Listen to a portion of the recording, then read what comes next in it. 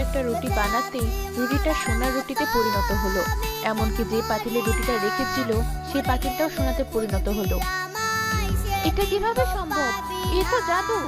তাহলে এই রুটিটা যে পাতিলে রাখবো সব কি সোনা হবে? রিনা রুটিটা যে পাতিলে রাখছিল সবগুলো পাতিল সোনায় পরিণত হচ্ছিল। তরির বাবা, তরি, এই দেখো! হঠাৎ রিনা হোঁচট খায় আর রুটিটাকে সবুজের গায়ে পড়ে। সাথে সাথে একটা উজ্জ্বল আলোয় আলোকিত হয়ে সে সুস্থ হয়ে যায়। আমি আমি ভালো হয়ে গেছি। বউ দেখো, আমি উঠে দাঁড়াতে পারছি, হাত পা নাড়াতে পারছি। এটা কিভাবে সম্ভব?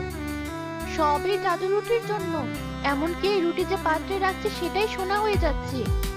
দেখেছো মা, সৃষ্টিকর্তা আমাদের দিকে তাকিয়েছেন। আমাদের এই কঠিন অভাবের সময় ঠিক একটা ব্যবস্থা করে দিয়েছেন তিনি। এবার আর আমাদের কোনো অভাব থাকবে না। হ্যাঁ মা, সব ওই হাতিদের জন্য হয়েছে। ওই হাতিগুলো